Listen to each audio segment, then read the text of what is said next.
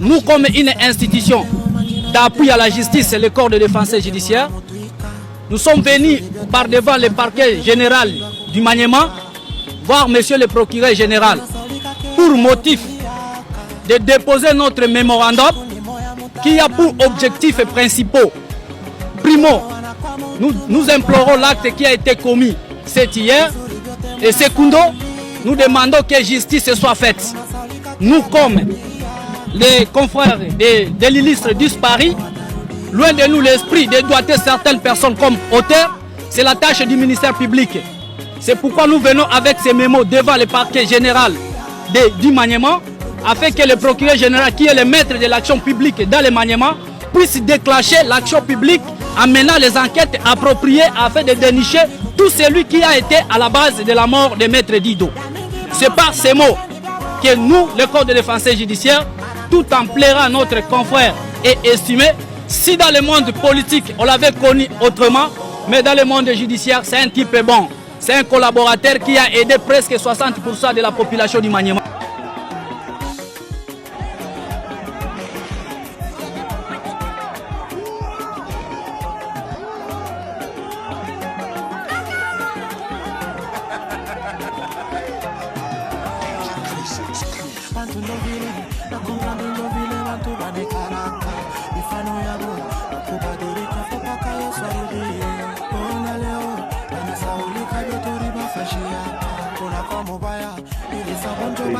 Président Moïse Katumbi iko nafika kubulongo alipiaga 2019 na batoto ya Maniema wakampeshia parcelle wanasema kama Président Moïse tunapenda ukuwe na sie hapa tunampeshia udongo hapa.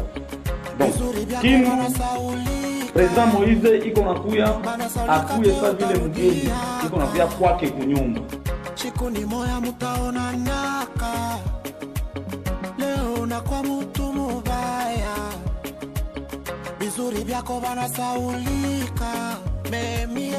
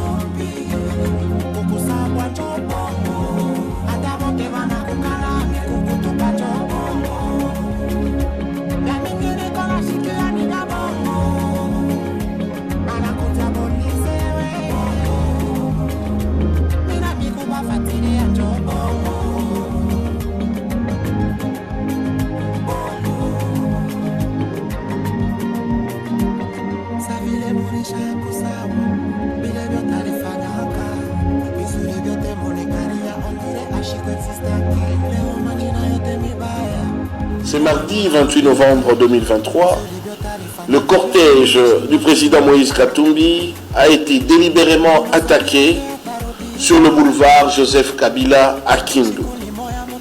Précisément entre la résidence officielle du gouverneur de la province de Maniema et celle du Premier ministre Matata.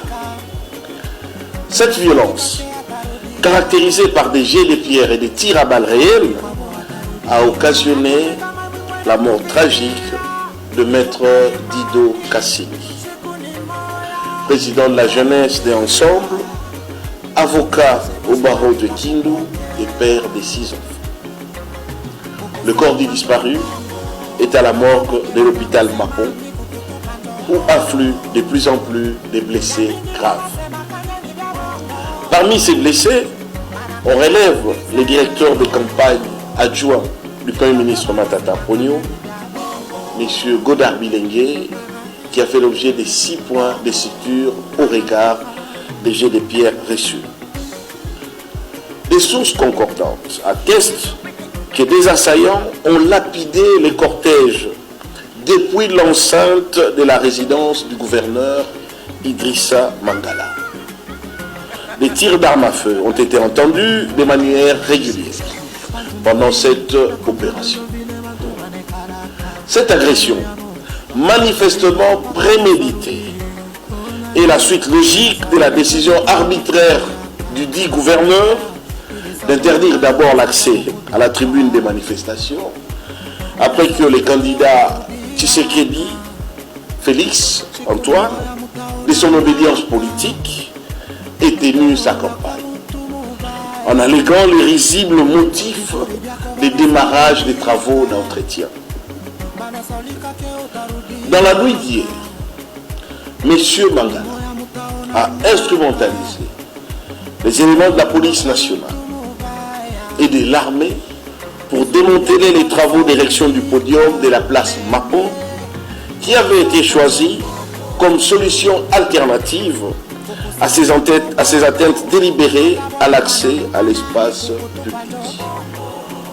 Nous en appelons aux autorités nationales à revenir à la raison en assurant leur mission constitutionnelle de neutralité qui consiste notamment à garantir le libre accès à l'espace public et à assurer l'égalité entre tous les candidats.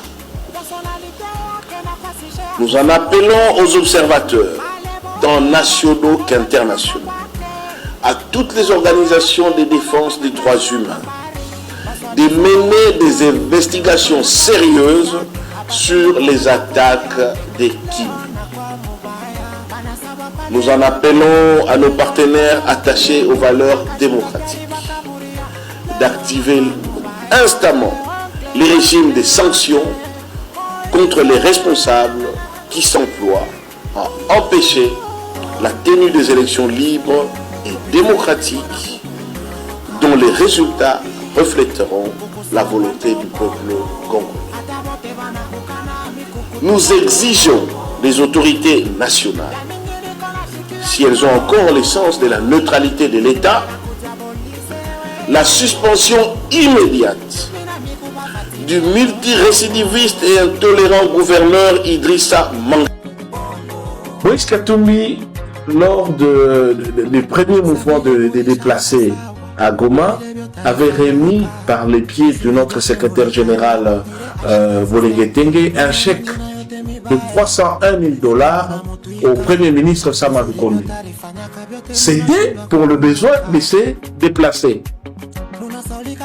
Je dois avouer, et en tout cas les déplacés et la population de Goma, rien dans leur vie, après ces chèques, ne démontre qu'ils ont dû être bénéficiaires d'un quelconque appui.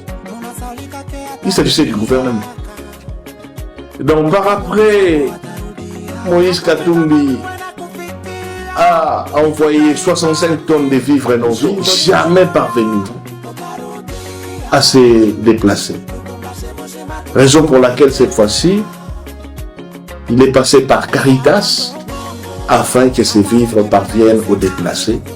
Résultat des courses, la police s'interpose pour interdire que ces vivres ne parviennent aux populations nécessiteuses et qui en ont largement besoin pour des raisons humanitaires. C'est encore ça, un peu les paradoxes que nous vivons avec ce pouvoir qui est dans une situation quelque peu schizophrénique. Le pouvoir ne fait pas ce qu'il faut pour la population, mais ne veut pas que d'autres personnes puissent le faire. Et évidemment, au moment où nous vous parlons, jusque-là, Goma ne nous a pas encore dit si ces vivres et non-vivres sont parvenus à destination. Monsieur le Président, c'est votre thème de campagne, mais vous constatez quand même que l'opinion, la mayonnaise ne prend pas encore. Forcez encore avec ce thème de campagne le thème de campagne sur la diabolisation des candidats de l'étranger. Et si évidemment il y a des candidats de l'étranger, c'est au peuple de décider. Au peuple de décider de choisir. Voyez-vous. Et donc, aujourd'hui, quand M. Kamere dit qu'il faut avoir des stratégies, il faut contrer le coup. Enfin, il faut trouver des stratégies pour faire face et ne pas sous-estimer des candidats. Moi, je voudrais lui dire que Veka, votre premier opposant, ce n'est pas Katumbi, parce que c'est sur lui qu'il y a fixation. C'est pas lui. C'est pas lui l'opposant principal. C'est pas lui. L'opposant principal pour vous, Veka, c'est d'abord vous-même. C'est votre vie. Veka, je vais vous rafraîchir la mémoire. Vous faites partie des gens qui n'ont pas aidé Félix. Vous, Veka. Oui. Vous faites partie des gens qui ne l'ont pas aidé. Parce qu'aujourd'hui, quand on se met à parler des détournements massifs des fonds publics, ce qui revient en premier, c'est quoi? Le projet 100 jours. C'est le projet 100 jours. Aujourd'hui, est-ce qu'on peut nous dire où est-ce qu'on en est avec les maisons préfabriquées? Vous êtes sortis des prisons il y a longtemps. Est-ce qu'on peut nous dire où est-ce qu'on en est? On va les inaugurer quand? Est-ce que les travaux continuent? Peut-être que ça continue sans qu'on les sache, mais dites-le nous quand même qu'on sache. Parce qu'aujourd'hui, quand on parle d'impunité, détournement, corruption, ce qui revient en premier, c'est le procès 100 jours, ce programme-là. Vous avez été vanté comme étant le meilleur expert, les techniciens, les stratèges. Vous auriez pu dire au président que ce n'était pas la présidence des montées du projet. Vous avez laissé faire, vous y avez participé même parce que vous avez coordonné tout ça. Aujourd'hui, quand vous venez dire non, il faut trouver des stratégies pour contrer l'adversaire. Non, le premier adversaire, c'est le bilan. Et dans ça, vous n'avez pas été. Vous n'avez pas aidé, M. Tshisekedi. Vous, personne. Vous-même. Bon, ça, ce n'est que Biloko Aliboso. 100 jours. Mais vous êtes ministre de l'économie. On nous a fait croire ici que ce premier ministre de la hypocrisie, le comment a combien? Aujourd'hui, on a 2700. Même si il ne revient pas à un ministre de l'économie de stabiliser les taux d'échange. Ce n'est pas votre job. Mais parce que vous ne maîtrisez pas le job description, vous êtes mis dans ça. À ne faire quoi? Voilà, par une portion de baguette magique, vous allez changer les choses. Vous n'avez rien foutu. Vous êtes mon grand frère. Je vous respecte beaucoup. Je vous respecte beaucoup. Ah, vous aimez un candidat qui a peur des micros. Ah, mais on a eu des gens qui ont beaucoup parlé dans ce pays, qui ont mis ce pays dans la ruine. Mobutu parlait, c'était un excellent orateur. Un excellent orateur. Et on reconnaît comment il a fini. Voyez-vous? Et en termes d'orateur, le président Tshisekedi fait partie de ces gens qui me séduisent. Il a voilà, une verve oratoire. Tout coule, ça coule. Mais aujourd'hui, nous ne parlons pas de ce qu'il est capable de nous dire, mais plutôt ce qu'il est capable de faire. Ce qu'il est capable de faire. J'ai vu des gens vanter des projets par-ci, par-là. J'ai dit, mais les projets que vous vantez sont des projets pour lesquels on n'a pas vu le président poser la première pierre. Les projets où tout le monde a posé la première pierre, ils ne sont jamais terminés. Beaucoup se sont terminés en prison. On n'a pas forcément besoin d'un président qui parle. Le Congolais n'a pas besoin d'écouter un président qui dit tout le temps voilà. Non, on a besoin d'avoir, ça c'est mon point de vue, un président qui agit. Tu parles, tu se taises. On a assez dénoncé le Rwanda. Parce qu'on s'est dit, oui, nous on a dénoncé le Rwanda. Mais enfin, vous n'êtes pas lanceur d'alerte. On a dénoncé le Rwanda, est-ce qu'on a gagné la guerre? Mais on peut avoir quelqu'un qui ne parle pas, mais qui travaille. Et d'ailleurs, quand on parle beaucoup, quand on travaille beaucoup, on ne parle pas. Quand on travaille, on ne parle pas. On laisse le travail parler à sa place. On laisse le travail parler à sa place. Donc, VK, ce qu'il faut faire, c'est aider le président. Et ça, vous ne l'avez pas aidé. Vous, personnellement, très cher grand frère, vous n'avez pas aidé le président. Vous êtes au ministère de l'économie. Quand vous arrivez au ministère de l'économie, on a dit les mastodontes sont arrivés. Jean-Pierre Bemba, vous-même et les autres. Mais la première mesure que vous prenez, Kouloutou, c'est juste d'aller acheter les maïs. La première mesure que vous prenez, c'est d'aller acheter le maïs en Zambie, en Afrique du Sud. Est-ce que c'est ça aider le président? Pas du tout. Donc, le stratège qui nous avait été vanté nous a un peu déçus. Mais bon, ça fait 40 minutes que je ne parle que de ça.